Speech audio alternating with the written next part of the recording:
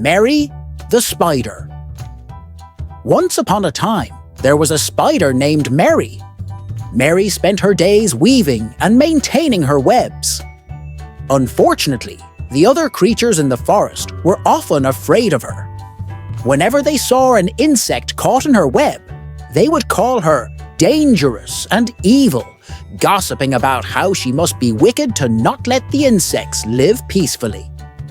None of them approached Mery to understand her side or the reasons behind her actions.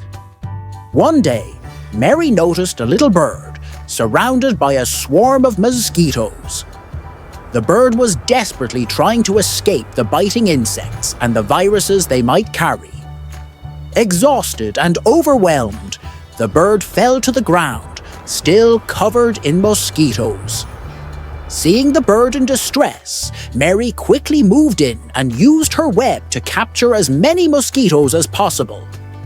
Frightened, the mosquitoes scattered, with some getting caught in Mery's web and others fleeing, allowing the bird to be freed from the swarm. Using her 8 tiny legs, Mery wrapped a dewy leaf around the bird and placed it gently on its beak. The bird soon began to recover. Mery tried to leave so the bird wouldn't be afraid of her, but the bird called out, "Please don't go. I can't thank you enough for saving me from that swarm of mosquitoes. I'm allergic and would have been in serious trouble if you hadn't intervened. What's your name?" "I'm Mery," the spider replied, "and I'm Rena, the canary. I'm so glad to have found a new friend today. Aren't you afraid of me?" "Not at all," Rena said. "My grandmother told me that spiders play a crucial role in controlling insects that could spread dangerous diseases.